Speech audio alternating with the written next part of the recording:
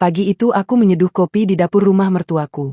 Rumah tua di Jakarta Timur itu sudah kuhuni selama 2 tahun, sejak menikah dengan Mas Raka.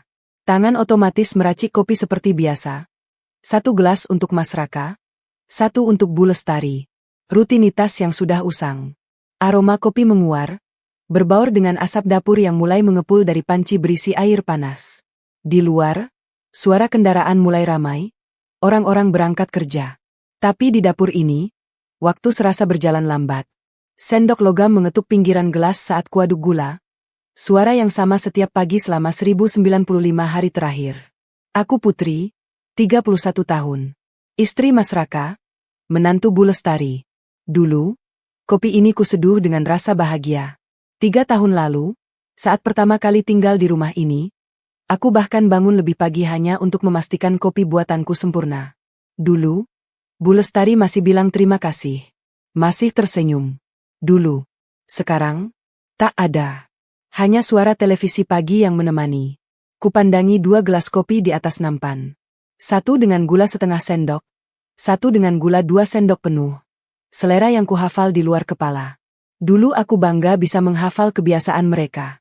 Sekarang, rasanya seperti robot yang menjalankan program tanpa jiwa. Dari ruang tengah, terdengar suara Bu Lestari yang sudah bangun. Put, kopinya mana? Sebentar, Bu. Lagi diseduh. Kutata rapi nampan. Mas Raka belum keluar dari kamar. Mungkin masih tidur. Tak apa. Kopinya bisa nanti. Saat membawa nampan ke ruang tengah, aku melewati foto pernikahan kami yang dipajang di dinding. Foto itu masih sama seperti 3 tahun lalu. Aku tersenyum lebar dalam kebaya putih. Mas Raka tampan dalam jas hitam. Dulu, aku begitu percaya bahwa foto itu adalah awal dari kebahagiaan. Put, cepetan. Ibu mau minum hangat-hangat. Suara Bu Lestari mengagetkan. Aku mempercepat langkah. Iya, Bu. Pagi ini, seperti pagi-pagi sebelumnya. Menyambut hari yang sama dengan rutinitas sama, dengan luka yang sama. Perkenalanku dengan Mas Raka terjadi 6 tahun lalu di kantor yang sama. Dia bagian pemasaran, aku operasional. Kami jarang bersinggungan sampai acara gathering perusahaan di puncak. Malam itu dia mendekat dengan 2 gelas jus jeruk, memulai obrolan ringan yang hangat. Dia bilang anak tunggal, ibunya janda yang membesarkannya sendiri. Aku tersentuh. Kami sama-sama besar tanpa ayah. Setelah itu dia sering membawakanku camilan di kantor. 2 bulan kemudian dia menyatakan cinta di sebuah kafe saat hujan deras. Aku menerimanya. Setahun pacaran, dia ajak aku ke rumah ini untuk bertemu ibunya. Bu Lestari, wanita parubaya dengan dandanan rapi, rambut disanggul, dan kebaya setiap acara. Pertemuan pertama berjalan lancar. Dia ramah, memuji kegigihanku. Kamu anak yang kuat? Ya, katanya. Aku pulang dengan perasaan dapat restu. Mas Raka melamarku. Pernikahan digelar sederhana di kampung. Ibu menangis haru. Abang Doni jadi saksi. Kami sepakat tinggal di rumah ini, merawat Bu Lestari yang sudah tua dan sendirian. 3 tahun sudah. Dan pagi ini sama seperti pagi-pagi sebelumnya. Kopi sudah siap. Kuletakkan gelas Bu Lestari di meja ruang tamu, gelas Mas Raka di dekat ponselnya yang masih nyala. Mas Raka sedang di kamar mandi. Aku duduk sebentar, menikmati uap kopi sebelum berangkat kerja. Tuh. Suara Bu Lestari dari kamar. Aku segera bangun. Iya, Bu. Setrikaan kemarin belum selesai? Ibu mau pakai baju batik hari ini. Sudah, Bu. Tinggal ambil di lemari. Bu Lestari keluar dengan daster. Rambut masih acak-acakan. Usianya 60-an, tapi masih terawat. Wajahnya pagi itu datar, tanpa senyum. Kopi udah ada? Udah, Bu. Di meja. Dia duduk, menyeruput kopi buatanku tanpa ucapan terima kasih. Sudah biasa. Dulu di awal pernikahan, dia selalu bilang terima kasih. Sekarang, tak pernah. Mas Raka keluar dari kamar mandi, rambut masih basah. Dia duduk di samping ibunya, mengecup pipiku cepat. Pagi, gumamnya sambil meraih kopi. Pagi, Mas. Kami bertiga diam. Suara sendok mengaduk kopi jadi satu-satunya irama pagi. Aku memperhatikan mereka. Mas Raka sibuk dengan ponsel. Bu Lestari menatap televisi yang belum dinyalakan. Beginilah pagi-pagi kami. Dulu aku pernah berusaha mencairkan suasana, mengajak ngobrol. Tapi lama-lama aku lelah. Aku lebih banyak diam. Put, nanti malam ibu ada arisan. Kamu antar ya? Kata Bu Lestari tanpa menoleh. Iya, Bu. Jam berapa? 7. Jemput ibu jam 6. Antar dulu beli baju baru. Baju ibu udah pada ketinggalan zaman. Aku menghela napas dalam hati. Beli baju baru lagi. Bulan lalu sudah beli 2. Tapi aku hanya mengangguk. Iya, Bu. Mas Raka tak berkata apa-apa. Dia hanya fokus pada ponselnya. Kutatap Mas Raka. Suamiku. Pria yang dulu kukira akan jadi pendamping hidup, penopang saat aku lelah. Ternyata aku keliru. Gajinya habis untuk Bu Lestari, baju, tas, jalan dengan teman-temannya. Sementara aku yang bayar listrik, air, belanja bulanan, renovasi rumah, semuanya. Dulu awal pernikahan, aku pikir itu wajar. Aku tinggal di sini, makan di sini. Tapi 3 tahun, tak pernah ada perubahan. Setiap kali aku protes, Mas Raka selalu bilang, itu ibuku, wajar aku kasih. Lagian kamu kan kerja, masih banyak uang.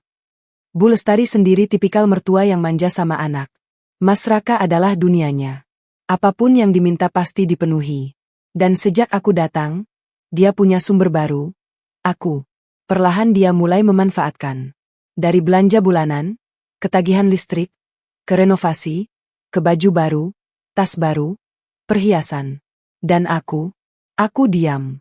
Terlalu takut dibilang menantu durhaka. Terlalu takut pernikahan hancur. Terlalu lelah berdebat. Put, jangan lupa pagi ini bayar listrik. Kata Bu Lestari lagi. Udah hampir diputusin tuh. Aku mengangguk. Iya, Bu. Padahal dalam hati, aku ingin berteriak. Listrik, air, belanja, semua aku. Lalu untuk apa Mas Raka? Tapi aku tahan. Aku sudah pandai menahan. Mas Raka akhirnya bicara. Put, nanti malam aku lembur. Mungkin pulang agak malam. Oke, Mas. Dia berdiri, mengecup keningku lagi, lalu pamit pada ibunya. Dah, Bu. Jangan malam-malam, Ra, pesan Bu Lestari. Setelah Mas Raka pergi, suasana kembali hening. Aku menghabiskan kopi, bersiap berangkat kerja. Bu Lestari masih duduk, menonton televisi yang akhirnya dinyalakan. Put, ibu mau minta tolong. Katanya tiba-tiba. Aku menoleh. Iya, Bu. Kemarin ibu lihat tas bagus di mall. Harganya 2,5 juta. Ibu mau beli? Nanti kamu temeninnya. 2,5 juta. Setelah tagihan listrik, belanja bulanan, dan semua kebutuhan rumah yang belum dibayar. Aku diam beberapa saat. Bu, tabungan Putri lagi tipis. Bulan depan aja ya. Wajah Bu Lestari berubah. Senyumnya hilang. Ya sudah, kalau kamu nggak mau. Ibu minta Mas Raka aja. Iya, Bu. Nanti Mas Raka aja. Jawabku cepat, meski tahu Mas Raka tak akan punya uang. Bu Lestari mendengus. Dasar. Aku tak menanggapi.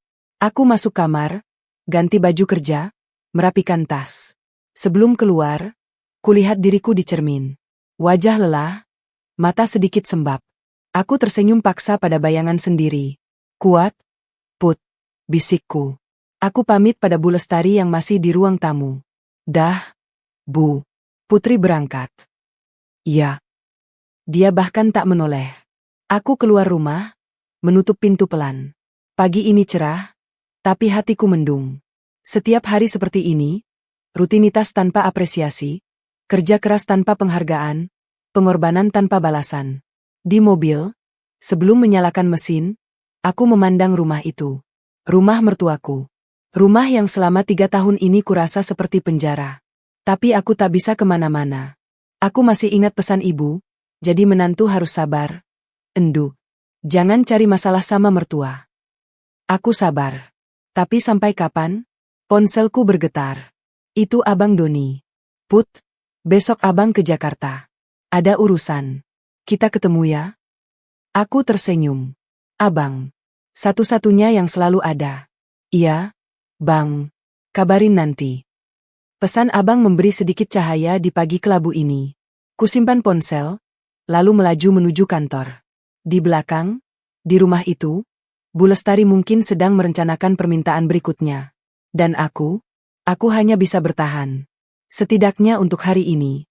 Tapi aku tak tahu, hari-hari indah bersama ibu di kampung akan segera berakhir. Kabar buruk sedang dalam perjalanan, dan hidupku akan berubah selamanya. Puncaknya terjadi suatu malam, saat aku baru pulang lembur. Tubuhku terasa remuk, mataku perih karena seharian menatap layar komputer. Aku ingin segera mandi dan tidur. Tapi Bu Lestari menungguku di ruang tamu. Put, ibu mau ngomong. Aku duduk lemas. Iya, Bu. Ada apa? Ibu lihat tetangga kita beli mobil baru. Ibu juga mau. Kamu bisa bantu. Aku hampir tersedak ludah. Mobil? Bu? Uangnya dari mana? Ya kamu bisa ambil kredit kan? Atau pakai tabungan? Ibu lihat kamu rajin menabung. Bu? Tabungan Putri itu buat jaga-jaga. Nggak bisa dipakai sembarangan. Wajah Bu Lestari berubah. Jadi kamu nggak mau bantu ibu? Ibu cuma minta sedikit. Sedikit? Mobil? Aku ingin tertawa getir. Tapi aku terlalu lelah untuk berdebat. Bu, nanti kita bicarakan lagi. Putri capek banget hari ini. Aku masuk kamar tanpa menunggu jawabannya. Saat berbaring, air mataku jatuh tanpa bisa kutahan. Aku menangis dalam diam, menangisi diriku sendiri yang sudah bekerja begitu keras tapi tak dihargai. Menangisi pernikahan yang ternyata tak seperti dongeng. Menangisi kenyataan bahwa orang yang kusayangi malah memanfaatkanku. Di tengah tangis, ponselku bergetar. Itu ibu.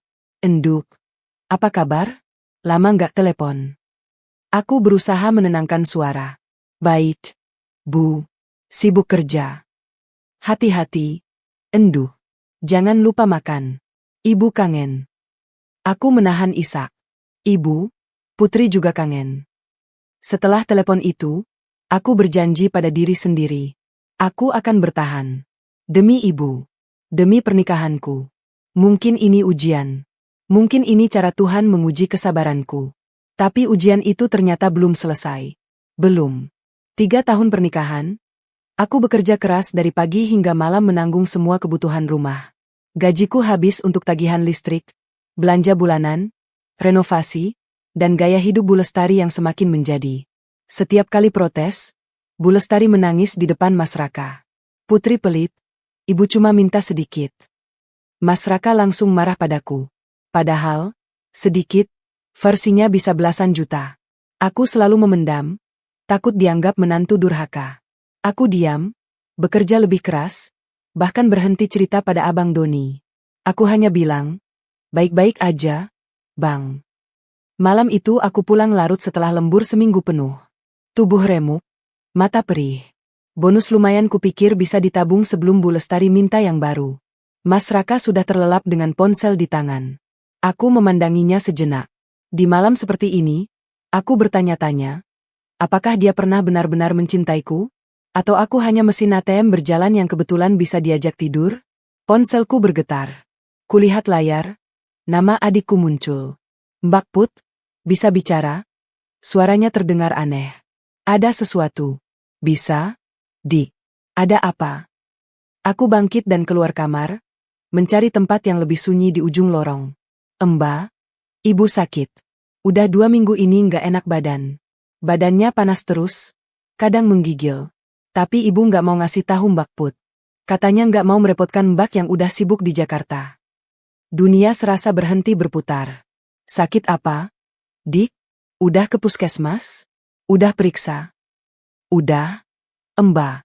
Tapi kata dokter, ibu butuh perawatan lebih lanjut. Mungkin lebih baik dirawat di kota besar. Di sini fasilitasnya kurang. Mbak, ibu tuh udah tua. Jangan sampai kenapa-napa. Air mataku langsung jatuh. Ibu di mana sekarang? Sama siapa? Di rumah. Aku jagain pas pulang sekolah. Tapi besok aku harus balik ke kos. Ujian. Mbak gimana? Aku menahan isak. Udah, Mbak yang urus. Kamu tenang aja. Pokoknya ibu jangan ditinggal sendirian dulu. Mbak cari tiket besok. Setelah telepon itu, aku tak bisa tidur. Pikiranku hanya pada ibu, wanita yang membesarkanku sendirian dengan tangan kasar, tak pernah mengeluh, selalu tersenyum meski matanya sembab menahan rindu. Di kampung, ibu tinggal sendirian. Selama ini kupikir dia baik-baik saja karena suaranya selalu ceria. Ternyata ibu pandai menyembunyikan sakitnya. Aku ingat terakhir pulang, ibu kurus tapi bilang hanya kurang makan enak. Aku percaya. Malam itu aku duduk di teras, memandang langit Jakarta tanpa bintang. Di kampung, langit selalu penuh bintang. Ibu suka menunjuk rasi bintang. Sekarang ibu terbaring sakit, sementara aku di sini menguras tenaga untuk orang yang tak pernah tanya apakah aku baik-baik saja. Keesokan paginya, aku bangun lebih awal. Mas Raka masih tidur. Aku duduk di tepi tempat tidur, membangunkannya pelan. Mas, bangun. Aku mau ngomong. Mas Raka menggeliat malas. Jam segini ngomong apa sih? Put. Mas, aku mau jemput ibu ke Jakarta. Ibu sakit. Butuh perawatan. Mendengar itu, Mas Raka langsung duduk. Matanya masih setengah tertutup, tapi nadanya langsung berubah. Di sini? Maksudnya kamu mau bawa ibumu ke sini? Iya, Mas. Di kampung fasilitasnya kurang. Ibu butuh perawatan lebih. Loh, terus kamarnya di mana? Rumah kita kan udah penuh. Kamar belakang kan kosong, Mas. Ibu bisa di sana. Cuma sementara, sampai sembuh. Mas Raka menggaruk kepalanya yang acak-acakan. Aku nggak bisa mutusin sendiri. Tanya ibu dulu. Aku menghela napas. Tentu saja. Semua keputusan harus melalui Bu Lestari. Suamiku tak bisa memutuskan apapun tanpa restu ibunya. Sarapan pagi itu berlangsung canggung. Aku menunggu waktu yang tepat untuk menyampaikan rencanaku. Bu Lestari duduk dengan tenang, menikmati nasi goreng buatan pembantu. Matanya sesekali melirikku, seolah sudah tahu ada yang tak beres. Bu, Putri mau ngomong. Akhirnya aku memulai. Bu Lestari meletakkan sendoknya. Ada apa, Put? Putri mau jemput ibu ke Jakarta. Ibu sakit, butuh perawatan. Cuma sementara, sampai sembuh. Putri minta izin. Wajah Bu Lestari berubah. Senyumnya langsung menghilang, berganti dengan ekspresi sebal yang tak bisa disembunyikan. Kamu mau bawa ibumu ke sini? Untuk apa? Di kampung kan ada puskesmas? Ada rumah sakit kecil. Emangnya rumah sakit cuma ada di Jakarta? Bu, kata adik Putri, ibu butuh perawatan lebih. Dokter di sana bilang fasilitasnya kurang. Kasihan. Bu, ibu Putri udah tua, sakit lagi. Ah, alasan. Intinya kamu gak mau jauh-jauh dari ibumu. Ya? Kamu lebih sayang ibumu daripada keluarga sendiri? Ibu ini juga ibumu sekarang. Loh, masa iya kamu lebih mikirin ibumu yang di kampung daripada ibu yang sudah nerima kamu tinggal di sini? Aku tertegun. Bu, bukan begitu. Ini soal kesehatan ibu. Bu Lestari pasti juga sayang sama ibu kandung Bu Lestari. Kan? Sudah, jangan baper. Bentaknya tiba-tiba. Pokoknya ibu nggak setuju. Rumah ini udah cukup penuh. Nggak perlu tambah orang lagi. Mas Raka yang sejak tadi diam, akhirnya buka suara. Sudah, Bu, jangan marah-marah. Tenang dulu. Tenang apanya? Raka. Kamu ini suami, kok cuma diam aja? Istrimu mau bawa orang lain tinggal di rumah kita seenaknya. Aku menahan amarah yang membuncah. Bu, Ibu Putri bukan orang lain. Dia ibu kandung Putri. Bu Lestari mendengus. Terserah. Pokoknya ibu nggak setuju. Kalau kamu maksa, cari rumah sendiri. Jangan di sini. Udara terasa berhenti. Aku menatap Mas Raka, berharap dia membelaku. Setidaknya sekali ini. Tapi Mas Raka hanya menunduk, sibuk dengan piringnya. Aku berdiri. Baik, Bu. Kalau Bu Lestari nggak setuju ibuku tinggal di sini, Putri akan cari kontrakan buat ibu di luar. Tapi Putri tetap akan jemput ibu. Kutatap Mas Raka tajam. Mas, aku harap kamu bisa memahami. Ini ibuku. Aku tinggalkan mereka di meja makan. Masuk kamar, membuka laptop, dan langsung mencari tiket kereta ke kampung. Air mataku jatuh lagi. Bukan karena sedih, tapi karena marah. Marah pada diriku sendiri yang selama ini terlalu baik pada orang-orang yang tak layak mendapatkannya. 2 jam kemudian, Saat aku sedang mengecek jadwal kereta, pintu kamar terbuka. Bu Lestari masuk dengan wajah lebih lunak. Di belakangnya, Mas Raka ikut masuk. Put, panggilnya pelan. Ibu, ibu mau minta maaf. Aku menatapnya curiga. Bu Lestari duduk di tepi tempat tidur. Ibu tadi terlalu keras. Maaf. Ya, ibu cuma kaget. Tapi setelah ibu pikir-pikir, ya sudah, bawa saja ibumu ke sini. Kasihan juga kalau sakit sendirian di kampung. Aku tak percaya dengan perubahan sikapnya yang drastis. Tapi saat itu, aku terlalu lelah untuk berpikir aneh-aneh. Yang penting izin sudah turun. Terima kasih, Bu. Jawabku hati-hati. Putri janji, Ibu Putri nggak akan merepotkan. Bu Lestari tersenyum. Senyum yang, kini kusadari, adalah senyum palsu. Iya, Put. Ibu ngerti kok. Lagi pula, keluarga harus saling membantu, kan? Aku mengangguk lega. Tak kusadari bahwa di balik senyum itu, tersembunyi rencana jahat yang kelak akan menghancurkan semuanya. Malam itu juga aku menelepon adikku. Dik, Mbak besok pulang. Ibu akan Mbak bawa ke Jakarta. Serius? Mbak? Ibu mau diajak?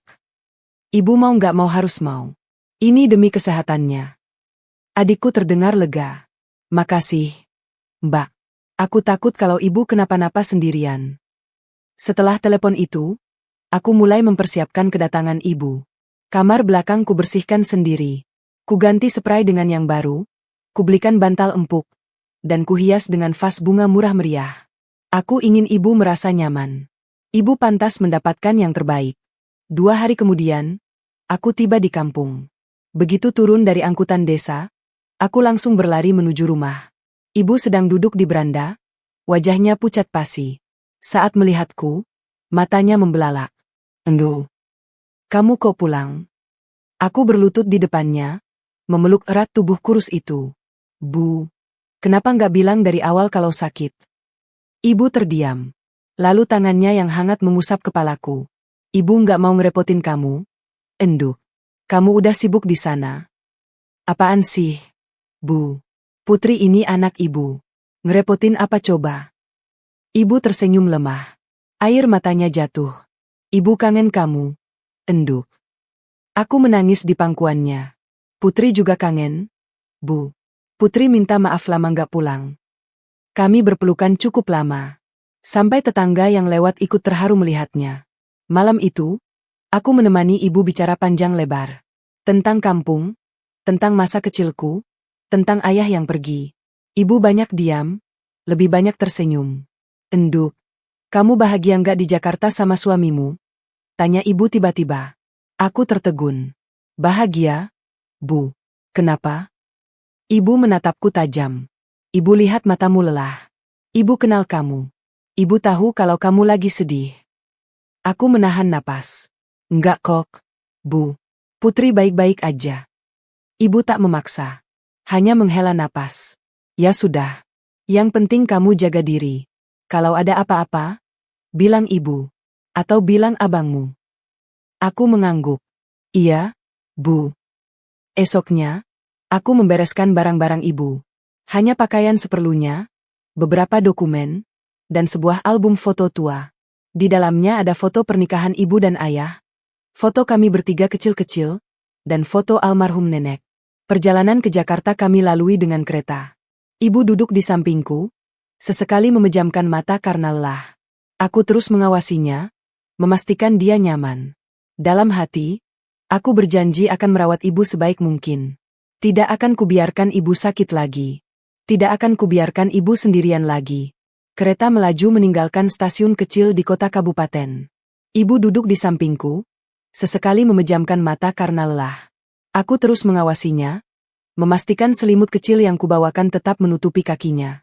Tangan ibu kurus, urat-uratnya tampak jelas di bawah kulit yang mulai keriput. Aku menggenggamnya, berharap bisa memindahkan sebagian kekuatanku untuknya. Endu, Jakarta masih macet kayak dulu? Tanya ibu tiba-tiba. Aku tersenyum. Malah tambah parah. Bu, tapi Putri sudah hafal jalan tikus. Ibu tertawa kecil. Kamu dulu waktu pertama kali ke Jakarta? Telepon ibu nangis-nangis bilang macetnya bikin pusing. Iya, Bu. Dulu Putri masih cupu. Sekarang udah jadi jago lawan macet. Candaku.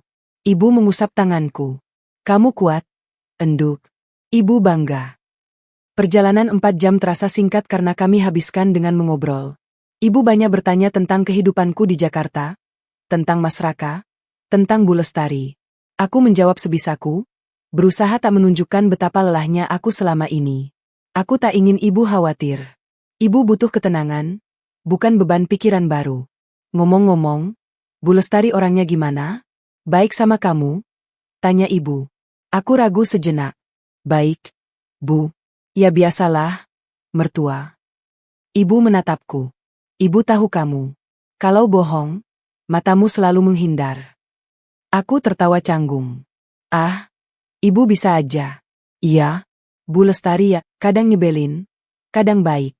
Tapi namanya juga mertua, Bu. Putri maklum. Ibu menghela napas. Yang sabar, enduk. Jadi menantu itu nggak mudah. Ibu dulu juga ngalamin. Iya, Bu. Putri tahu. Sesampainya di stasiun Gambir, Mas Raka sudah menunggu. Dia berdiri di pintu keluar dengan kemeja rapi, melambai begitu melihatku. Aku melambai balik sambil menuntun ibu perlahan. Selamat datang, Bu. Sapa Mas Raka sopan sambil mengambil tas ibu. Gimana perjalanannya? Cak. Ibu tersenyum. Alhamdulillah, nggak terlalu. Makasih. Ya, Nak, udah mau jemput. Ah, itu kewajiban saya, Bu. Ayo, mobil udah diparkir. Sepanjang perjalanan, ibu banyak diam sambil melihat keramaian Jakarta. Gedung-gedung tinggi, kendaraan yang memadati jalan, pedagang asongan yang menyelinap di antara mobil. Ekspresinya campuran antara takjub dan sedikit cemas. Ramai banget? Ya, gumamnya. Biasa, Bu. Ini belum macet parah, jawab Mas Raka. Sesampainya di rumah, Bu Lestari menyambut di pintu dengan senyum yang kurasakan, dipaksakan. Dia berdiri dengan tangan bersedekap, memandangi ibu dari ujung kaki hingga kepala. Selamat datang, ya, Bu. Katanya singkat. Lalu tanpa menunggu jawaban, dia berbalik dan masuk ke dalam. Aku menatap Mas Raka dengan pandangan bertanya. Dia hanya mengangkat bahu, isyarat untuk tak dipikirkan. Ibu tersenyum sopan, meski aku bisa lihat ada sedikit kekecewaan di matanya. Terima kasih, Bu Lestari, sudah mau menerima saya, katanya pelan, meski Bu Lestari sudah tak di sana. Aku membimbing ibu masuk. Ayo, Bu, Putri antar ke kamar. Kamar belakang yang sudah kusiapkan ternyata tak sebersih saat kutinggalkan. Ada debu di meja, dan spray yang kupasang kemarin agak kusut. Mungkin pembantu lupa membersihkan. Tapi ibu tak mempermasalahkan. Ini sudah lebih dari cukup. Enduh. Ibu nggak perlu yang mewah-mewah, katanya sambil duduk di tepi tempat tidur. Aku membuka jendela, membiarkan udara masuk. Maaf ya, Bu. Kamarnya kecil.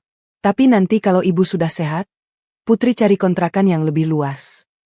Ibu menggeleng. Nggak usah. Enduh. Ibu nggak mau lama-lama di sini. Nanti kalau sudah sehat, ibu pulang kampung. Bu, jangan mikir pulang dulu. Istirahat dulu. Malam itu, aku masak sayur kesukaan ibu.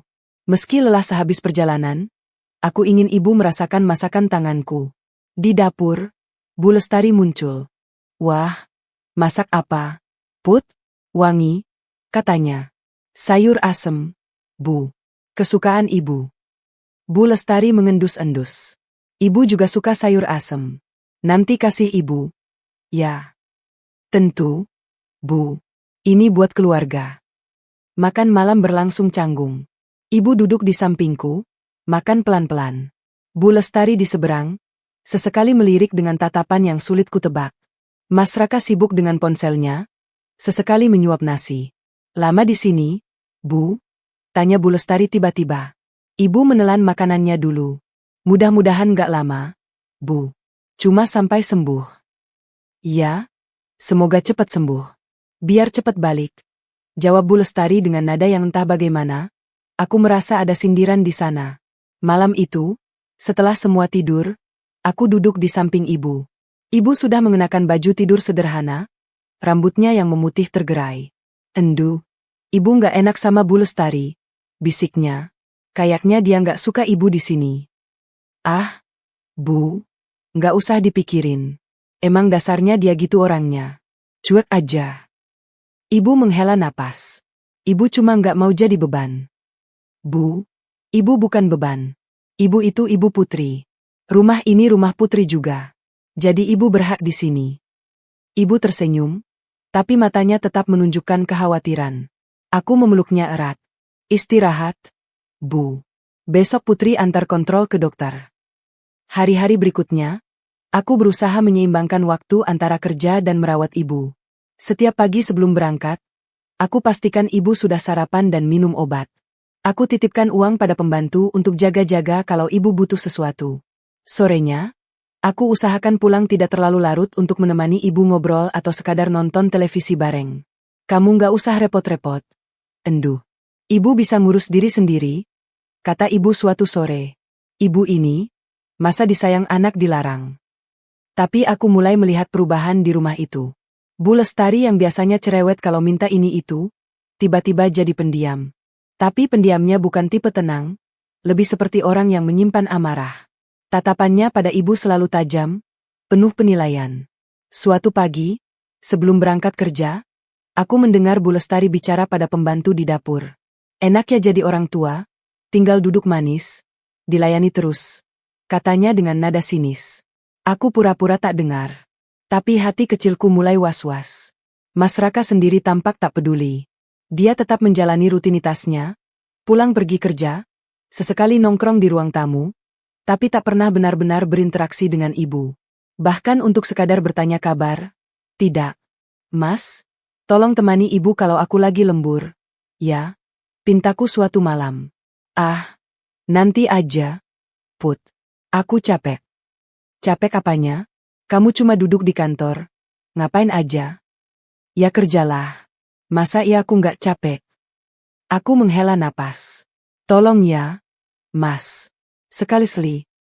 Dia mengangguk malas. Tapi aku tahu, permintaanku tak akan digubris. Sementara itu, ibu menjalani hari-harinya dengan tenang. Setiap pagi, setelah aku berangkat, ibu akan duduk di teras belakang, memandangi tanaman-tanaman kecil yang kutanam di pot. Kadang dia membaca Al-Quran, kadang hanya termenung. Pembantu rumah kadang menemani ngobrol, tapi sering juga ibu sendirian. Aku tak tahu bahwa di balik ketenangan itu, ada luka yang mulai menganga. Suatu sore aku pulang lebih awal, ingin memberi kejutan pada ibu dengan martabak kesukaannya. Begitu masuk, suasana rumah terasa aneh. Sepi. Tak ada pembantu di dapur. Aku menuju kamar ibu. Pintu terbuka setengah. Ibu sedang duduk di lantai, memunguti beras berserakan. Wajahnya pucat. Tangan gemetar. Bu. Kenapa ini? Ibu terkejut. Bu, kok pulang cepat? Ibu jatuhin beras? Nggak sengaja. Aku membantu membersihkan. Saat memunguti, kulihat tangan ibu lebam biru kehitaman di pergelangan. Bu, ini kenapa? Ibu menarik tangannya. Enggak papa. Ibu jatuh di kamar mandi. Jatuh? Ibu bilang jujur. Ibu menunduk lama. Air matanya jatuh. Endu. Ibu pulang kampung aja ya. Bu. Jawab. Ini karena Bu Lestari. Ibu hanya menangis dalam pelukanku. Tak ada penjelasan. Malam itu aku menunggu Mas Raka pulang. Saat dia masuk, aku langsung menghadang. Tangan ibu lebam. Kamu tahu sesuatu? Mas Raka mengalihkan pandangan. Tahu apa? Emangnya aku ada di rumah terus? Jangan nuduh-nuduh. Itu ibumu yang ceroboh. Aku menatapnya tajam. Aku kenal ibuku. Dia nggak ceroboh. Terserah kamu. Esoknya aku pulang lebih awal lagi, tanpa memberitahu siapapun. Sesampainya di rumah, kudengar suara dari dalam. Bu, saya cuma mau bantu bersihin halaman, kata ibu pelan. Nggak usah. Dasar orang kampung, bikin rumah kumuh. Ngomong aja medok. Bikin risih.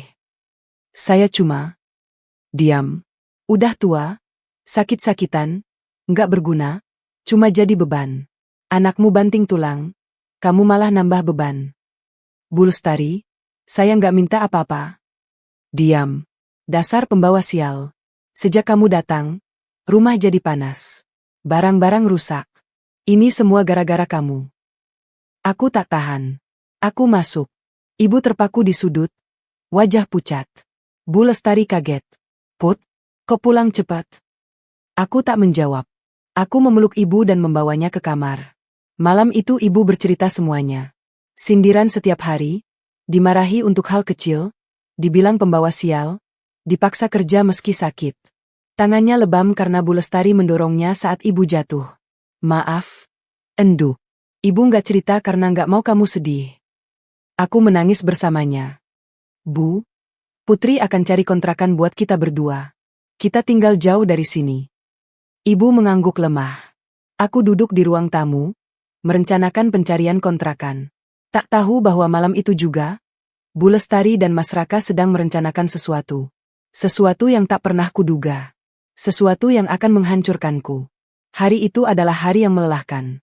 Bukan hanya karena pekerjaan kantor yang menumpuk, tapi juga karena pikiranku terus tertuju pada ibu. Semalam setelah kejadian di dapur, aku hampir tidak bisa tidur. Setiap kali memejamkan mata, bayangan ibu berlutut memunguti pecahan piring dengan tangan berdarah selalu muncul. Aku juga masih menyimpan rencana untuk pindah kontrakan.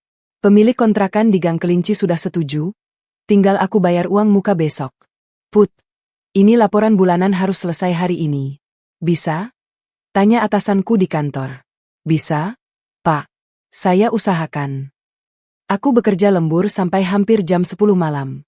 Tubuhku terasa remuk. Mataku perih karena seharian menatap layar komputer. Tapi pikiranku hanya satu. Segera pulang, bertemu ibu, memastikan dia baik-baik saja, dan memberitahu kabar baik tentang kontrakan. Bu, nanti aku kasih tahu ibu kabar baik. Batinku sambil menyetir di tengah kemacetan malam Jakarta. Perjalanan pulang biasanya memakan waktu 45 menit. Tapi malam itu macet lebih parah karena ada perbaikan jalan. Aku gelisah di dalam mobil. Jari-jariku mengetuk setir tidak sabar. Ponselku berdering. Sebuah pesan dari Mas Raka. Put, pulang jam berapa? Aku membalas singkat. Masih di jalan. Tak ada balasan. Biasanya dia tidak pernah peduli jam berapa aku pulang. Kenapa tiba-tiba bertanya? Perasaan tidak enak mulai merayap di hatiku. Sesampainya di rumah sekitar pukul 10:30 malam, suasana terasa aneh. Lampu teras yang biasanya menyala hingga aku pulang, malam ini mati. Rumah gelap gulita. Hanya lampu kamar Mas Raka yang terlihat menyala samar dari jendela. Aku masuk dan langsung menuju kamar ibu. Setiap malam, sebelum tidur, aku selalu mengeceknya. Memastikan selimutnya cukup, memastikan dia sudah minum obat, kadang hanya sekadar mengecup keningnya. Pintu kamar ibu terbuka. Kamar kosong. Lampu mati. Tempat tidur rapi tanpa bekas orang tidur. Lemari terbuka, dan semua barang ibu, tas kecilnya, mukena, obat-obatan, tak ada. Hanya lemari kosong yang menganga seperti mulut yang hendak menelanku dalam keputusasaan. Hatiku langsung berdebar kencang. Jantungku seakan berhenti berdetak, lalu berdetak lebih kencang dari sebelumnya. Dadaku sesak, napasku tersengal. Ibu, panggilku pelan, masih berharap ini hanya mimpi buruk. Tak ada jawaban. Ibu, panggilku lebih keras, hampir berteriak. Aku berlari ke kamar mandi. Kosong. Ke dapur. Kosong. Ke ruang tengah. Kosong. Rumah ini terasa seperti kubangan besar yang sunyi, menelanku hidup-hidup. Aku berlari ke kamar Mas Raka. Pintunya tertutup. Aku membukanya paksa. Mas Raka sedang duduk di tepi tempat tidur, memainkan ponsel dengan wajah tenang. Bu Lestari duduk di kursi dekat jendela, sedang mengoleskan lotion di tangannya. Santai. Seolah tak terjadi apa-apa. Mas, ibu mana? Tanyaku dengan napas memburu, suaraku bergetar hebat. Mas Raka menatapku sebentar, lalu kembali ke ponselnya. Oh, ibumu, udah enggak di sini. Apa maksudnya enggak di sini? Ibu kemana? Suaraku mulai tinggi, tak bisa kutahan. Bu Lestari menjawab dengan enteng, tanpa menoleh. Masih sibuk dengan lotionnya. Ibumu udah kami usir. Percuma dia di sini. Udah sakit-sakitan, nggak berguna, pembawa sial aja. Rumah ini jadi panas sejak dia datang. Dunia serasa berhenti berputar. Apa? bisikku, tak percaya dengan apa yang baru ku dengar. Mungkin ini mimpi. Ya, ini pasti mimpi. Sebentar lagi aku akan terbangun dan ibu akan ada di kamarnya. Tidur nyenyak. Ibumu nggak berguna, Put. Cuma nyusahin. Makanya kami suruh pergi. Ulang Bu Lestari dengan nada santai. Dia bahkan menyeringai kecil. Mas Raka diam. Tak membela, tak berkata apa-apa. Matanya tetap tertuju pada layar ponsel, seolah menonton pertunjukan yang tak menarik. Darahku mendidih. Amarah yang kusimpan bertahun-tahun meledak dalam sekejap. Tapi aku tak punya waktu untuk marah sekarang. Ibu. Di mana ibuku? Udah jam segini, ibu kemana? Teriakku. Suaraku pecah, hampir seperti jeritan. Bu Lestari mengangkat bahu acuh. Masa bodoh. Terserah dia mau kemana. Yang penting udah nggak di sini. Apa ibu bawa uang? Apa ibu bawa HP? Ibu sakit.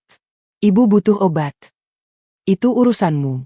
Aku udah muak lihat muka tua itu di rumahku. Di rumahmu. Aku hampir kehilangan kendali. Selama ini aku yang bayar listrik. Aku yang bayar air. Aku yang beli semua perabotan di rumah ini. Beraninya kamu bilang ini rumahmu. Bu Lestari terperangah. Mungkin tak menyangka aku bisa melawan. Tapi aku tak peduli. Mas Raka. Aku berbalik pada suamiku. Kamu diam aja. Ibuku diusir tengah malam dalam keadaan sakit. Kamu diam aja. Mas Raka menatapku, lalu mengalihkan pandangan. Put, ibuku sudah memutuskan. Aku nggak bisa ngapa-ngapain. Kamu itu suami Mas. Seharusnya kamu ambil keputusan sendiri. Dia diam. Membisu. Tak berani menatap mataku. Aku tak peduli lagi. Aku berbalik, berlari keluar rumah, dan melompat ke mobil. Malam itu, hujan turun cukup deras. Aku baru sadar saat membuka pintu mobil, rintik hujan membasahi rambutku. Tapi aku tak peduli basah. Yang ada di pikiranku hanya satu. Ibu. Mobil melaju kencang di jalanan yang basah. Awan hitam menggantung rendah. Sesekali kilat menyambar di kejauhan. Aku menyusuri setiap jalan di lingkungan rumah, berharap melihat sosok ibu. Pinggiran jalan, emperan toko, halte bus, semua kusisir. Bu di mana? Gumamku. Air mata bercampur hujan yang masuk melalui jendela yang kubuka setengah. Aku berhenti di pos satpam perumahan. Mengetuk kaca pos dengan keras. Satpam yang tengah tertidur kaget. Pak. Bapak lihat ibu saya? Wanita tua, pakai baju batik coklat, rambut putih. Satpam itu menggeleng. Saya baru masuk jam 9. Bu, nggak lihat. Aku lanjutkan pencarian. Kutanya tukang ojek langganan yang biasa nongkrong di pinggir kompleks. Kutanya pedagang mie ayam yang masih buka. Semua menggeleng. Hujan semakin deras. Awan hitam bergemuruh. Jalanan mulai tergenang air. Visibilitas makin buruk. Tapi aku tak berhenti. 2 jam berlalu. Aku sudah keliling radius 5 kilometer dari rumah. Dari terminal, stasiun, sampai pinggir-pinggir jalan raya. Tak ada tanda-tanda ibu. Ponselku berdering. Mas Raka. Kuabaikan. Berdering lagi. Bu Lestari. Ku pencet tolak. Aku mulai putus asa. Air mata terus mengalir, bercampur hujan yang membasahi wajah. Di dalam mobil, aku berteriak. Ibu di mana? Ibu. Mati. Tuhan, tolong. Aku mohon, lindungi ibu. Hingga sekitar pukul 12:30 malam, saat aku hampir menyerah dan berniat melapor ke polisi, mataku menangkap sosok di emperan sebuah toko tutup. Toko itu berada di pinggir jalan raya, agak tersembunyi di balik ruko-ruko lain. Lampu toko mati, hanya mengandalkan cahaya redup dari lampu jalan. Sosok itu duduk meringkuk, menggenggam tas kecil di dadanya. Tubuhnya basah kuyup, menggigil hebat. Rambut putihnya basah dan lepek menempel di wajah. Ibu, bisikku, tak percaya. Aku turun dari mobil, lupa mematikan mesin, lupa memakai payung. Aku berlari sekuat tenaga, air hujan menggenang sampai mata kaki. Beberapa kali hampir tergelincir, tapi aku terus berlari. Ibu. Saat aku berlutut di depannya, ibu menengadah. Wajahnya pucat pasi, bibirnya membiru. Badannya menggigil hebat, giginya gemeletuk. Matanya sayu, nyaris tak fokus. Enduk. Maafin ibu. Suaranya hampir tak terdengar, tertelan derasnya hujan dan suara kendaraan malam. Bu. Ibu. Aku memeluknya erat. Tubuh ibu dingin. Sangat dingin. Seperti memeluk es. Maafin Putri. Maafin Putri. Ibu. Udah ngerepotin kamu. Ibu mau pulang kampung aja. Jangan ngomong gitu, Bu. Jangan ngomong gitu. Aku menangis terseduh-seduh, tak peduli air hujan yang terus membasahi. Ibu demam tinggi. Sangat tinggi. Aku meraba keningnya. Panas sekali. Napasnya tersengal-sengal. Dadanya naik turun tak beraturan. Tangannya yang kupegang dingin, tapi keningnya panas. Aku segera membantunya berdiri. Ibu hampir tak bisa jalan. Tubuhnya lemas tak bertenaga. Aku menggendongnya separuh, menuntunnya ke mobil. Hujan semakin deras, mengguyur kami tanpa ampun. Di dalam mobil, aku menghidupkan penghangat penuh. Menggigil, aku meraih jaket cadangan di jok belakang dan menyelimuti ibu. Ibu hanya terkulai lemas di kursi, matanya setengah terpejam. Bu, jangan tidur, Bu. Sebentar lagi sampai rumah sakit. Ibu jangan tidur. Ibu tak menjawab. Hanya napasnya yang berat terdengar. Aku tancap gas menuju rumah sakit terdekat, sebuah rumah sakit umum di Jakarta Timur. Sepanjang jalan, aku terus mengajak ibu bicara, takut dia pingsan dan tak sadarkan diri. Bu, ingat nggak waktu Putri kecil? Ibu selalu bacain dongeng sebelum tidur. Ibu menghela napas berat. Bu, nanti kalau ibu sembuh, Putri ajak ibu ke kontrakan baru. Kontrakan kita berdua. Putri udah bayar. Bu, kita punya rumah sendiri. Nggak ada Bu Lestari, nggak ada siapa-siapa. Cuma kita berdua. Ibu tak menjawab, tapi genggamannya sedikit menguat. Itu sudah cukup. Sesampainya di UGD, aku berteriak memanggil perawat. Tolong, ibu saya sakit. Tolong. Perawat dan dokter langsung keluar. Ibu segera dipindahkan ke brankar dan digulingkan masuk.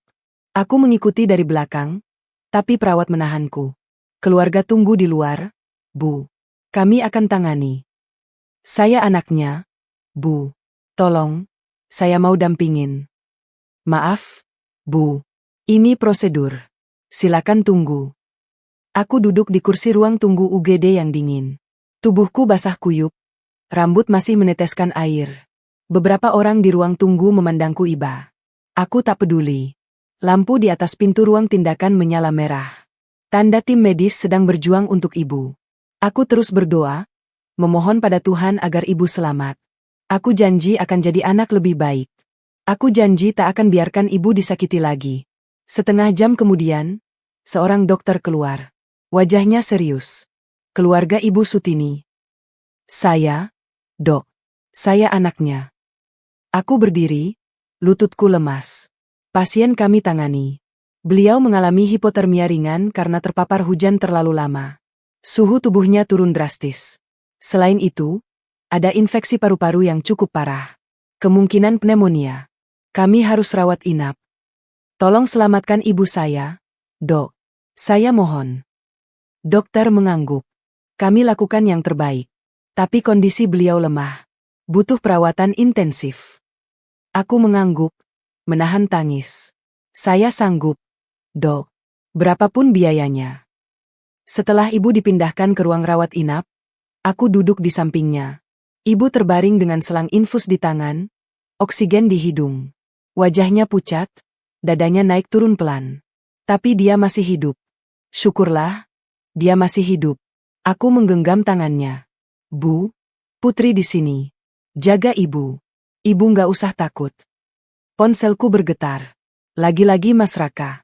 Kali ini kuangkat. Put, di mana kamu? Kok nggak pulang-pulang? Suaranya terdengar kesal. Aku menarik napas dalam. Mas, ibu di rumah sakit. Kondisinya kritis. Diam di seberang. Lalu, oh, gitu? Nanti aku jenguk kalau sempat. Kalau sempat. Suamiku bilang kalau sempat menjenguk ibu mertuanya yang sekarat karena diusirnya. Mas, ibu bisa meninggal. Karena kalian. Put, jangan lebay. Lagian itu kan. Aku tutup telepon. Tak ada gunanya bicara dengan orang tak punya hati. Kembali kutatap ibu. Dengan lembut kuusap rambut putihnya yang masih sedikit basah. Bu, Putri janji. Abang Doni bakal urus semuanya. Mereka akan menyesal. Putri janji. Di luar, hujan reda. Langit mulai cerah. Tapi di hatiku, badai baru saja dimulai. Aku buka ponsel dan menekan nomor Abang Doni. Meski sudah larut malam, aku tahu abang pasti akan menjawab. Abang, ibu di rumah sakit. Mereka usir ibu tengah malam. Ibu kedinginan di pinggir jalan. Suara abang di seberang berubah. Dari kantuk menjadi waspada, lalu menjadi dingin. Sangat dingin. Rumah sakit mana? Put, abang ke sana sekarang. Tapi, bang, ini udah malam. Abang ke sana sekarang. Dan aku tahu, pertarungan sesungguhnya baru akan dimulai. Udara rumah sakit terasa dingin, meski jam menunjukkan pukul 2 dini hari. Aku duduk di kursi plastik keras di samping ranjang ibu. Tanganku tak lepas menggenggam tangannya yang kurus. Ibu tertidur lelap setelah diberikan obat penenang oleh dokter. Napasnya masih berat, tapi setidaknya sudah lebih stabil dari beberapa jam lalu. Lampu kamar rawat inap ini temaram, hanya menyisakan cahaya kuning redup yang membuat bayangan-bayangan menari di dinding. Jarum infus menetes perlahan, menemani detak monitor yang sesekali berbunyi pelan. Aku memandangi wajah ibu yang pucat. Rambut putihnya masih sedikit basah meski perawat sudah mengeringkannya dengan handuk. Kerut di wajahnya terlihat lebih dalam dari biasanya. Maafin Putri, Bu. Bisikku pelan. Seharusnya Putri nggak ninggalin ibu sendirian. Ibu tak menjawab. Hanya dadanya yang naik turun pelan menjadi tanda bahwa dia masih berjuang. Suara langkah tergesa-gesa di koridor membuatku menoleh. Pintu kamar terbuka, dan di ambang pintu berdiri Abang Doni. Rambutnya basah, kemejanya kusut dan tidak dimasukkan dengan sempurna. Matanya merah, entah karena kurang tidur atau karena menahan amarah. Atau mungkin keduanya. Puh. Abang berlari menghampiri, langsung menatap ibu di ranjang. Ibu gimana? Aku berdiri, tapi lututku lemas. Abang menangkapku sebelum aku jatuh. Duduk, Put. Duduk dulu. Abang menuntunku duduk kembali di kursi, lalu dia berjongkok di depanku. Cerita. Dari awal. Semuanya. Aku menarik napas panjang. Tubuhku masih basah. Pakaianku belum sempat berganti. Rambutku masih lepek. Tapi aku tak peduli. Yang penting, abang sudah datang. Bang, mereka usir ibu. Abang Doni menatapku tajam. Siapa yang usir? Bu Lestari, sama Mas Raka. Aku hampir tersedak menyebut nama suamiku sendiri. Tadi siang, pas aku lagi kerja, mereka usir ibu paksa. Ibu cuma dikasih tas kecil, nggak dibekali uang, nggak dikasih tahu aku. Ibu kedinginan di emperan toko. Bang. Hujan-hujan. Aku nemuin ibu jam 12:30 malam. Rahang abang mengeras. Otot di pelipisnya menegang. Tangannya yang memegang lenganku menggenggam erat. Tapi tak menyakitkan. Put, ibu udah berapa lama di sini? 3 bulan. Bang. 3 bulan mereka perlakuin ibu kayak gini. Aku menunduk. Air mata jatuh lagi. Aku nggak tahu semuanya. Bang. Aku pikir ibu baik-baik aja. Ibu nggak pernah cerita. Setiap aku pulang, ibu selalu tersenyum. Tapi ternyata, setiap aku pergi, Bu Lestari nyuruh ibu kerja berat. Nyapu halaman, ngepel, nyetrika. Padahal ibu sakit. Dan setiap hari ibu dihina. Dibilang beban, nggak berguna, pembawa sial. Abang Doni diam. Tapi aku bisa merasakan getar amarah dari tubuhnya. Semalam aku nemu ibu lagi berlutut di dapur, bersihin pecahan piring. Tangannya berdarah. Bu Lestari marah-marah. Tapi ibu malah nyuruh aku diam. Nggak mau aku ribut. Abang menghela napas panjang. Lalu dia berdiri, berjalan ke jendela, dan memandang keluar. Hujan masih turun, terdengar gemericik dari balik kaca. Raka tahu semua ini? Tanyanya tanpa menoleh. Aku mengangguk, meski abang tak melihat. Tahu, bang. Tapi dia diam aja. Dia nggak pernah bela ibu. Setiap aku protes, dia selalu bilang aku lebay. Katanya Bu Lestari nggak mungkin gitu. Padahal dia lebih percaya ibunya daripada istri dan ibu mertua. Abang menyelesaikan kalimatku. Suami macam apa itu? Aku diam. Tak tahu harus menjawab apa. Abang Doni duduk di sampingku. Tangannya meremas rambutnya sendiri frustrasi. Abang telat. Put. Abang gak tahu apa-apa. Selama ini abang sibuk dengan urusan sendiri. Sementara ibu. Suaranya pecah. Aku menoleh. Abang Doni, pengacara terkenal yang selalu terlihat tegar di ruang sidang, sedang menangis. Abang minta maaf. Put. Abang terlalu sibuk dengan dunia abang sendiri. Urusan klien, urusan sidang, urusan bisnis. Abang pikir ibu baik-baik aja di kampung. Abang pikir kiriman uang tiap bulan cukup. Dia menunduk dalam. Abang bahkan gak pernah jemput ibu untuk tinggal di rumah abang.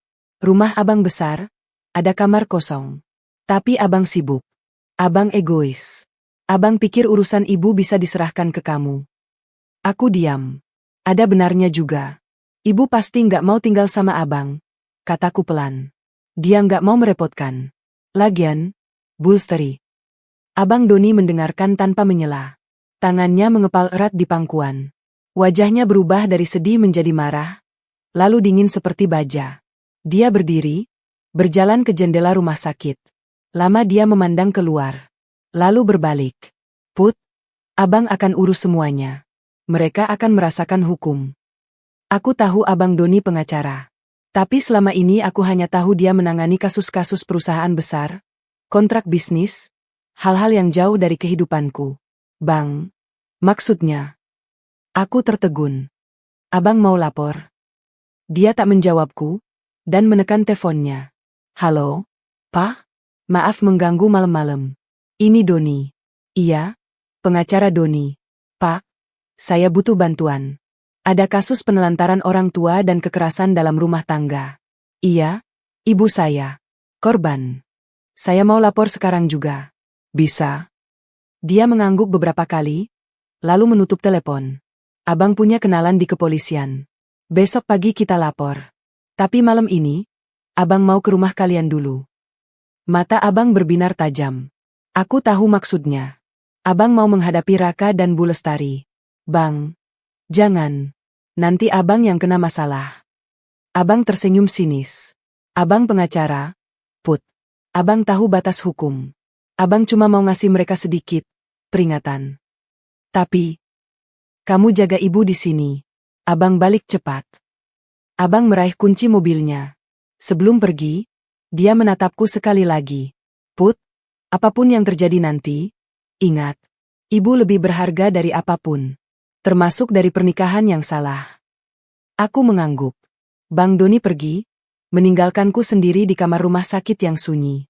Kutatap ibu yang masih tertidur. Napasnya lebih teratur sekarang. Mungkin dia merasa anak-anaknya akan membelanya. Sekitar 1,5 jam kemudian, ponselku bergetar. Abang menelepon. Put, mereka udah abang kasih pelajaran. Aku tegang. Abang ngapain? Bang. Abang cuma ngobrol. Sambil merekam. Rekam? Iya. Abang pancing mereka ngomong. Dan untungnya, Bu Lestari itu bermulut besar. Dia ngaku semua. Ngaku ngusir ibu. Ngaku benci sama ibu, ngaku kalau ibu pembawa sial. Mas Raka juga diam aja pas ngaku. Dadaku sesak. Terus, Bang. Abang kasih mereka ultimatum. Besok pagi, mereka harus datang ke rumah sakit. Minta maaf sama ibu. Di depan kita berdua. Kalau enggak, abang tertawa dingin. Kalau enggak, abang sebar rekaman ini ke media sosial. Kelas, laporan polisi tetap jalan. Kasus penelantaran orang tua ancamannya 5 tahun penjara. Put. Aku diam. Abang benar-benar serius. Put, ini bukan soal balas dendam. Ini soal keadilan. Ibu harus lihat mereka menyesal. Ibu harus dengar sendiri permintaan maaf mereka.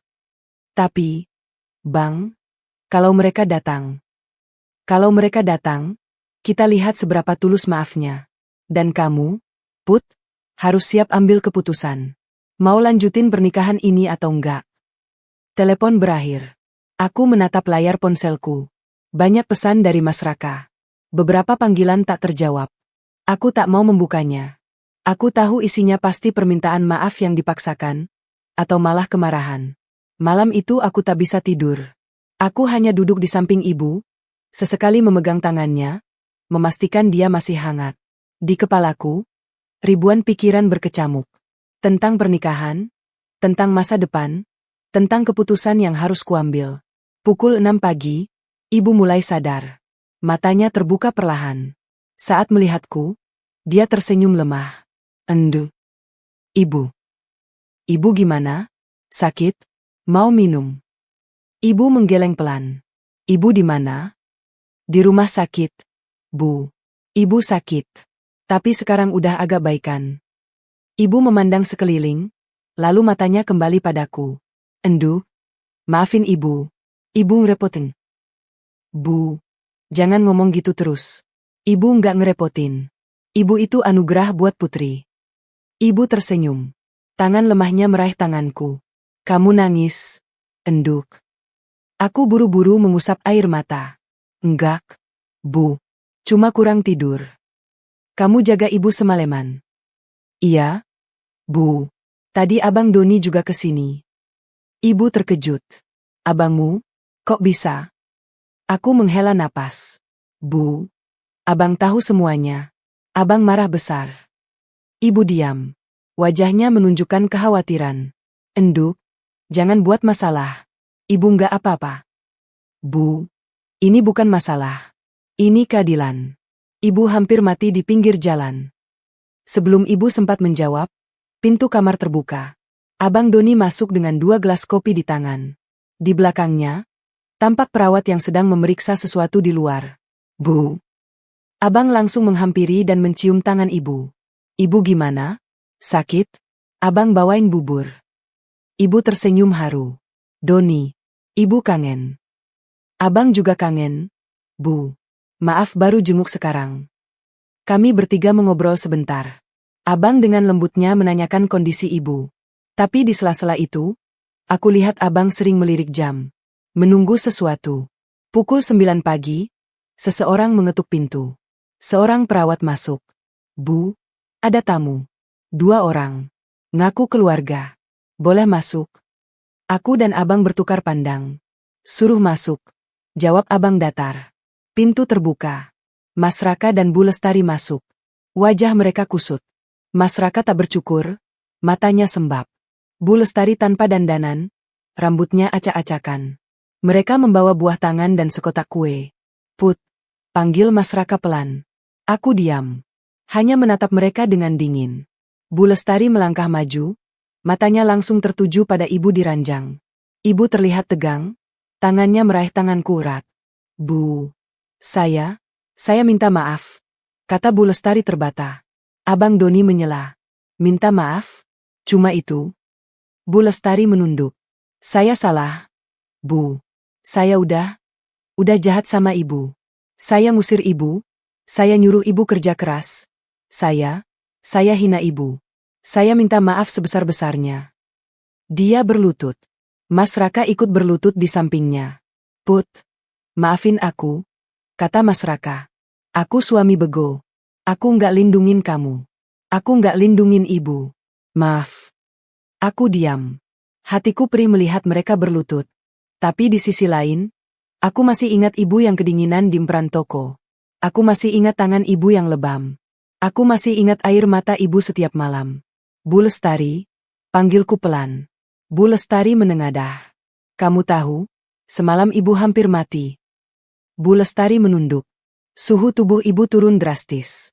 Dokter bilang, kalau telat 1 jam lagi, mungkin ibu nggak ketolong. Dan itu semua karena kamu. Saya tahu, Put. Saya salah. Bukan cuma salah, potong Abang Doni. Itu kejahatan. Bu Lestari tersentak. Mas Raka menatap abang dengan ketakutan. Pak Doni, tolong, kami sudah minta maaf. Apa kurangnya? Pinta Mas Raka. Abang tersenyum sinis. Minta maaf? Kalian pikir, dengan minta maaf, semua selesai? Ibu saya hampir mati. Ibu saya disiksa selama 3 bulan. Dan kalian pikir minta maaf cukup? Kami akan ganti rugi, Pak. Berapapun. Timpal Bu Lestari cepat. Abang tertawa. Ganti rugi? Berapa harga nyawa ibu saya menurut kamu? 10 juta? 20 juta? Bu Lestari diam. Raka, Panggil abang. Kamu suami Putri. Tapi kamu diam aja lihat ibumu sendiri nyiksa ibu mertua? Kamu tahu nggak? Secara hukum, kamu juga ikut bertanggung jawab. Mas Raka pucat. Saya cuma nggak mau bertengkar sama ibu saya, Pak. Jadi kamu pilih diam dan biarin ibu mertuamu celaka? Suami macam apa itu? Udara di ruangan terasa berat. Semua diam. Aku memandang ibu. Ibu diam saja, tapi tangannya menggenggam erat tanganku. Akhirnya ibu bicara. Suaranya pelan, tapi tegas. Endu. Ibu mau ngomong sama mereka berdua. Sendirian. Aku terkejut. Bu. Ibu mau ngomong sendiri? Endu. Kamu sama abang keluar dulu, ya. Aku menatap abang. Abang mengangguk pelan. Kami berdua keluar, meninggalkan ibu bersama Mas Raka dan Bu Lestari di kamar. 15 menit kemudian aku melihat Mas Raka dan ibu mertuaku keluar. Lalu tak lama aku bergegas masuk dan bertanya kepada ibu. Ada apa, Bu? Lalu ibu menjawab dengan senyum. Tidak apa, Endu. Ibu sudah memaafkan mereka. Sekarang kalian harus akur aku ya. Aku hanya bisa menatap abangku dan keluar dari kamar ibu. Di koridor rumah sakit, Bang Doni berkata, Put, meskipun ibu udah maafin, proses hukum tetap jalan. Mereka harus bertanggung jawab secara hukum. Ini biar jadi pelajaran. Tapi, Bang, Ibu maafin secara batin. Tapi secara hukum, mereka tetap harus menjalani konsekuensi. Ini untuk kebaikan, Put. Supaya mereka nggak ngulangin lagi ke orang lain. Aku mengangguk pasrah. Abang benar. Hukum harus tetap berjalan. 2 minggu kemudian, ibu keluar dari rumah sakit. Kondisinya jauh lebih baik. Aku dan ibu pindah ke kontrakan di Gang Kelinci. Kecil, sederhana, tapi hangat. Di sana, kami memulai hidup baru. Tanpa Bu Lestari. Tanpa Mas Raka. Kasus penelantaran dan kekerasan terhadap ibu berjalan cepat. Abang Doni bergerak seperti mesin hukum yang tak kenal ampun. Dalam 2 minggu, semua berkas lengkap. Saksi-saksi dikumpulkan, barang bukti diamankan, dan laporan polisi diterima dengan baik. Mbak Yanti, pembantu rumah yang selama ini hanya bisa diam, akhirnya memberanikan diri bersaksi. Aku sendiri yang menjemputnya ke rumah majikan barunya di Jakarta Barat. Saat duduk di ruang tunggu kantor polisi, Mbak Yanti terlihat gugup. Tangannya gemetar memegang gelas air mineral. Mbak Yanti, kamu nggak usah takut. Aku jagain, kataku meyakinkan. Iya, Bu Putri. Saya hanya nggak nyangka, Bu. Bu Lestari selama ini baik sama saya. Tapi pas lihat ibu diperlakuin kayak gitu, saya sedih. Cuma saya nggak berani ngomong. Makasih, Mbak. Udah mau bantu. Mbak Yanti mengangguk. Saya akan ngomong jujur, Bu. Biar mereka tahu, ibu itu bukan orang jahat. Saksi lain juga datang. Satpam perumahan yang melihat ibu diusir paksa. Tetangga yang sering mendengar sindiran Bu Lestari dari balik pagar. Bahkan tukang ojek langganan yang pernah mengantar ibu berobat ke puskesmas ikut memberi keterangan. Semua berbicara. Semua memberatkan. Di ruang sidang, Mas Raka dan Bu Lestari duduk terpaku. Wajah mereka pucat pasi. Tak ada lagi gaya bicara sombong Bu Lestari. Tak ada lagi sikap acuh Mas Raka. Mereka hanya 2 orang ketakutan yang sadar bahwa hidup mereka tak akan sama lagi. Jaksa penuntut umum membacakan dakwaan panjang lebar. Tuduhan penelantaran orang lanjut usia, kekerasan psikis, dan penganiayaan ringan. Ancaman hukuman mencapai 5 tahun penjara. Sementara itu, ibu masih dalam masa pemulihan di rumah sakit. Setiap habis sidang, aku selalu menjenguknya.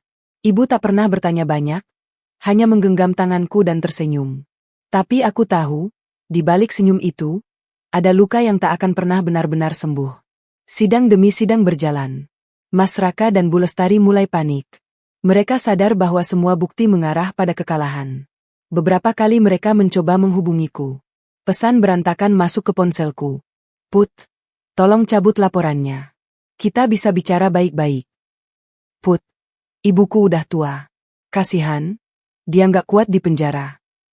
Put, aku suamimu. Masa iya kamu tega lihat aku di penjara? Aku tak pernah membalas. Semua pesan kubiarkan terbaca, lalu kuhapus. Mereka tak pantas mendapat balasan. Mereka tak pantas mendapat ampun. Suatu sore, Saat aku sedang membersihkan kontrakan kecil kami, ponselku berdering. Itu Abang Doni. Put, cepat ke kontrakan. Ada Raka dan Bu Lestari di sana. Mereka maksa mau ketemu ibu. Satpam kompleks udah cegah, tapi mereka nekat. Aku lagi di perjalanan. Dadaku langsung berdebar. Apa yang mereka inginkan? Menakut-nakuti ibu lagi? Atau minta maaf? Aku bergegas pulang. Sepanjang jalan, ribuan kemungkinan terlintas. Sesampainya di gang depan kontrakan, aku melihat kerumunan kecil. Beberapa tetangga berdiri mengintip dari balik pintu. Di depan pagar, Mas Raka dan Bu Lestari berdiri dengan wajah kacau. Mas Raka tak bercukur, bajunya kusut. Bu Lestari tanpa dandanan, rambut berantakan, mata sembab. Put. Mas Raka langsung menghampiri. Put. Tong, aku mohon. Aku mundur selangkah. Jangan sentuh aku.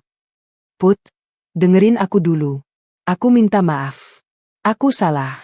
Tapi tolong, cabut laporannya. Ibuku nggak kuat di penjara. Dia udah tua, sakit-sakitan. Bu Lestari mendekat. Matanya merah, wajah basah air mata. Put, ibu salah. Ibu minta maaf. Ibu udah jahat sama ibumu. Ibu nyiksa dia, hina dia, usir dia. Ibu nggak tahu diri. Aku diam. Hatiku campur aduk. Masih teringat jelas bagaimana Bu Lestari duduk santai sambil berkata, ibumu sudah kami usir, dengan entengnya. Put, kami nggak minta langsung dibebasin. Sela Mas Raka. Tapi tolong, kurangi tuntutannya. Kami bisa ganti rugi. Ganti rugi. Aku hampir tertawa getir. Kamu pikir dengan uang semua bisa selesai? Bu Lestari tiba-tiba berlutut. Di depan pagar kontrakan, di depan tetangga yang mengintip, dia berlutut. Mas Raka ikut berlutut. Dua orang yang dulu sombong, kini bersimpuh di depanku. Bukan aku yang harus kalian mintai ampun, kataku dingin. Ibu yang di dalam sana. Saat itu pintu kontrakan terbuka. Ibu keluar, berjalan pelan dengan tongkatnya. Dia memandangi pemandangan di depannya. Bu Lestari dan Mas Raka berlutut, menangis. Ibu, masuk lagi, kataku. Jangan lihat mereka. Tapi ibu menggeleng. Dia berjalan mendekat. Bu Lestari merangkak mendekat, lalu bersujud di kaki ibu. Kepalanya menyentuh tanah. Bu, ampun. Saya minta maaf sebesar-besarnya. Saya udah jahat. Saya nggak tahu diri. Mas Raka ikut bersujud di samping ibunya. Dua orang itu bersujud di depan wanita tua yang pernah mereka siksa. Tetangga yang mengintip terperangah. Ibu diam, wajahnya tenang. Panggil ibu pelan. Aku mendekat. Ibu. Sebelum ibu bicara, sebuah mobil berhenti di ujung gang. Abang Doni turun dengan langkah tegas. Dia memandangi pemandangan di depannya, lalu tersenyum sinis. Wah, bagus. Sudah bersujud. Keren. Bu Lestari menengadah. Pak Doni, tolong, saya mohon. Abang mengangkat tangan. Jangan panggil saya Pak Doni. Saya bukan saudara kalian. Tapi kami sudah minta maaf. Isak Bu Lestari. Minta maaf? Kalian pikir dengan bersujud semua bisa selesai? Suara abang meninggi. Ibu saya hampir mati kedinginan di jalan. Di emperan toko. Digusur seperti sampah. Itu nggak bisa selesai dengan sujud. Mas Raka bangkit. Kami akan tanggung jawab. Ganti rugi berapapun. Abang tertawa dingin. Kalian tahu nggak? Saya pengacara? Saya tahu persis pasal-pasal yang menjerat kalian. Penelantaran orang tua, kekerasan terhadap lansia. Minimal 2 tahun penjara. Ganti rugi nggak akan menghapus itu. Bu Lestari menangis keras. Wajahnya menempel di tanah. Ibu yang sejak tadi diam, akhirnya bicara. Doni. Abang menoleh. Ibu. Biarkan ibu ngomong sendiri sama mereka. Bu, ibu nggak usah. Biarkan, Doni. Ibu mau ngomong. Abang diam. Dia melangkah mundur, memberi ruang. Aku di sampingnya, menatap ibu dengan cemas. Ibu berjalan pelan mendekati Bu Lestari yang masih bersujud. Dia berhenti di depannya. Bu Lestari. Bu Lestari menengadah. Wajahnya kacau, berlumur air mata dan debu. Saya sudah maafkan kalian. Semua terdiam. Bu Lestari terisak keras. Mas Raka menunduk dalam. Tapi, lanjut ibu, maaf dari ibu nggak otomatis menghapus hukum. Kamu dan anakmu harus terima konsekuensi dari perbuatan kalian. Itu risiko. Bu Lestari mengangguk lemah. Saya terima, Bu. Saya terima. Ibu menatap Mas Raka. Raka, kamu suami Putri. Tapi kamu lupa kewajibanmu. Bukan cuma sebagai suami, tapi sebagai manusia. Kamu diam saat ibumu disakiti. Kamu tega usir ibu mertua sendiri. Mas Raka menunduk makin dalam. Saya minta maaf, Bu. Maaf saja tidak cukup. Tapi ibu harap kamu belajar dari ini. Jadilah manusia yang lebih baik. Aku memeluk ibu dari belakang. Abang Doni mendekat, berdiri di samping kami. Bu, kita masuk, kata abang lembut. Udah cukup. Ibu mengangguk. Kami berjalan masuk ke kontrakan, meninggalkan Bu Lestari dan Mas Raka yang masih berlutut di luar. Tetangga mulai berbisik-bisik, tapi aku tak peduli. Di dalam, ibu duduk lemas di kursi. Aku mengambilkan air minum. Ibu terlalu baik, gumamku. Ibu tersenyum. Bukan baik, enduk. Tapi ibu nggak mau mati dengan dendam di hati. Itu nggak sehat. Abang Doni duduk di samping ibu. Bu, proses hukum tetap jalan. Mereka harus belajar. Ibu tahu, Doni, dan ibu setuju. Tapi ibu nggak benci mereka. Ibu cuma kecewa. Abang mencium tangan ibu. Ibu memang malaikat. Aku duduk di sisi lain, memeluk ibu. Putri sayang ibu. Keesokan harinya, sidang dilanjutkan. Jaksa membacakan tuntutan. 2 tahun penjara untuk Mas Raka, 1 tahun untuk Bu Lestari. Vonis akan dibacakan minggu depan. Hari vonis tiba juga. Aku dan Abang Doni duduk di ruang sidang yang penuh dengan keluarga dan wartawan lokal. Kasus ini ternyata menarik perhatian media. Beberapa stasiun televisi bahkan meliput persidangan terakhir.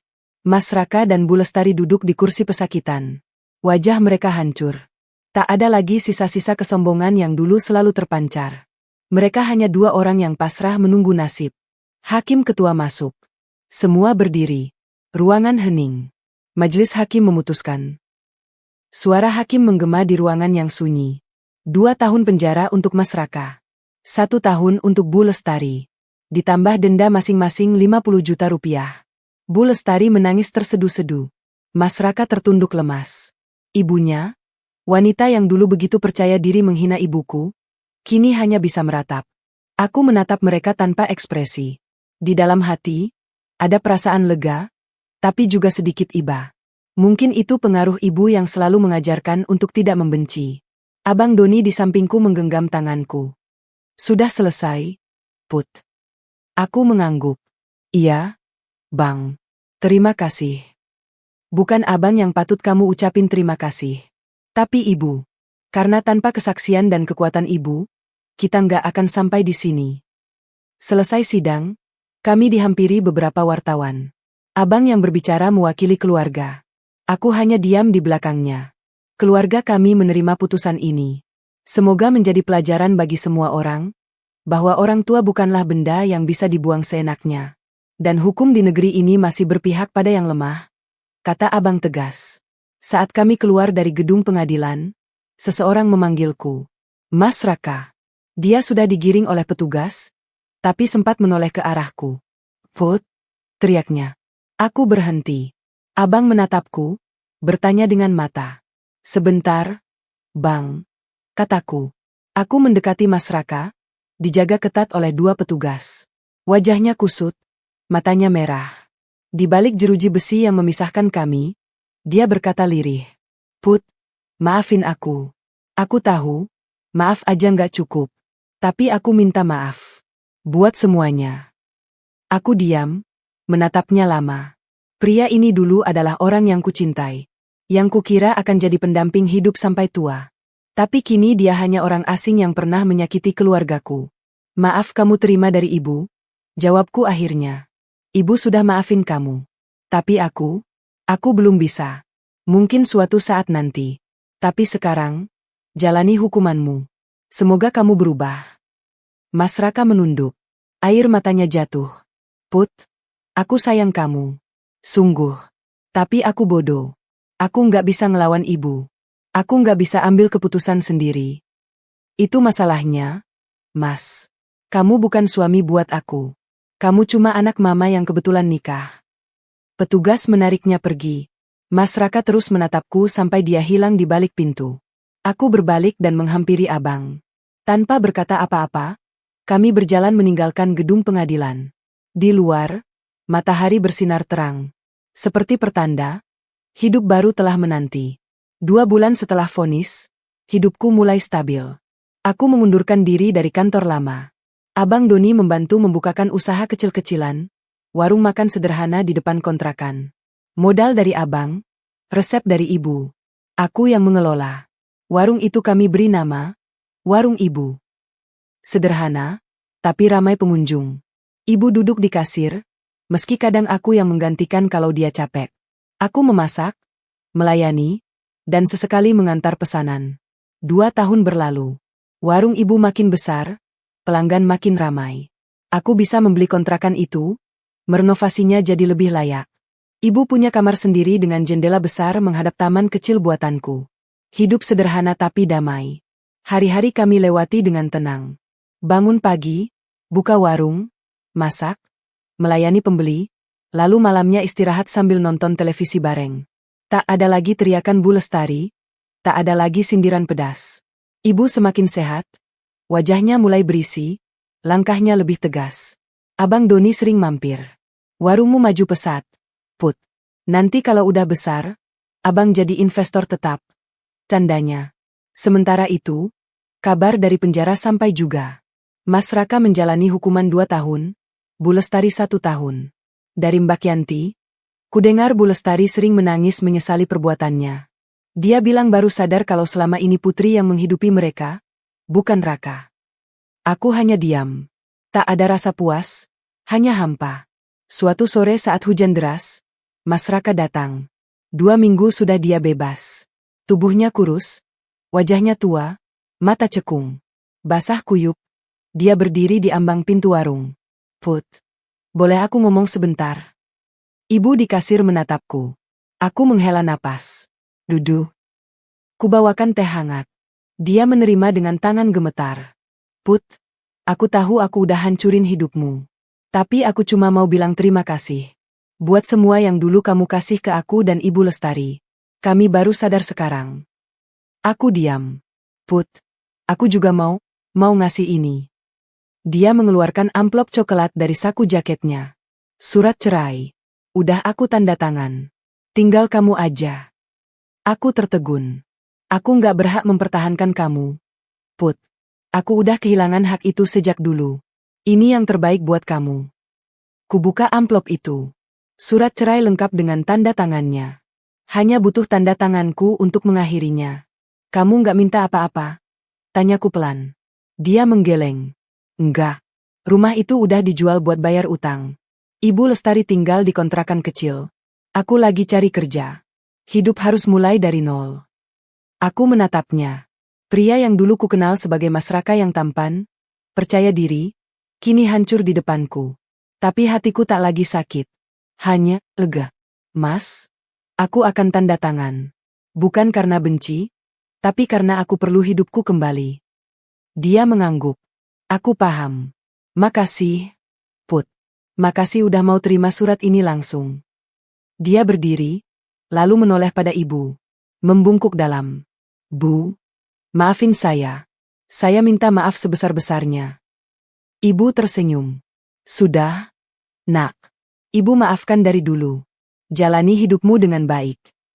Mas Raka pergi. Hujan mulai reda. Aku memandangi surat di tanganku. Enduk, kamu nggak sedih? Tanya ibu. Aku menatap ibu, tersenyum tulus. Enggak, Bu. Putri malah lega. Akhirnya benar-benar selesai. Ibu mengusap kepalaku. Ibu bangga sama kamu. 2 hari kemudian, aku mengurus perceraian secara resmi. Mas Raka datang tepat waktu, tak banyak bicara. Kami duduk bersebelahan di ruang pengadilan agama, mantan suami istri yang mengakhiri semuanya dengan damai. Apakah Anda ikhlas bercerai dengan terdakwa? Tanya hakim padaku. Ikhlas, Yang Mulia. Apakah Anda ikhlas bercerai dengan penggugat? Tanya hakim pada Mas Raka. Dia menatapku. Matanya berkaca. Ikhlas? Yang mulia. Saya hanya ingin dia bahagia. Hakim mengangguk. Sidang selesai dalam waktu singkat. Di luar ruang sidang, Mas Raka mendekatiku. Put, aku pamit. Mungkin kita nggak akan ketemu lagi. Semoga kamu jadi orang baik, Mas. Dia tersenyum pahit. Doain aku. Iya. Dia pergi. Aku memandang punggungnya menjauh. Tak ada tangis, tak ada sesal. Hanya ketenangan. Malam harinya, aku dan ibu makan malam berdua. Ayam goreng kampung dan sambal terasi buatan ibu. Di televisi, acara lawas diputar. Bu, nanti malam Putri masak apa? Ya, tanyaku sambil menyendok nasi. Ibu tersenyum lebar. Masak kesukaan ibu aja. Ayam goreng sama sambal terasi. Setiap hari ayam terus. Bu. Ya, namanya juga kesukaan. Kami tertawa kecil. Kontrakan kecil itu hangat, penuh cinta. Endu, ibu memanggil pelan. Ibu seneng banget lihat kamu sekarang. Seneng apa, Bu? Kamu kelihatan tenang. Nggak kayak dulu, selalu capek dan gelisah. Sekarang matamu bersinar lagi. Aku menggenggam tangan ibu. Iya, Bu. Sekarang Putri tenang. Karena udah nggak pikirin orang-orang yang nggak bermanfaat. Buang yang nggak baik, pertahankan yang baik. Makasih, Bu. Udah selalu ada buat Putri. Ibu mengusap kepalaku. Ibu akan selalu ada. Sampai kapanpun. Di luar, langit malam bertabur bintang. Persis seperti di kampung dulu.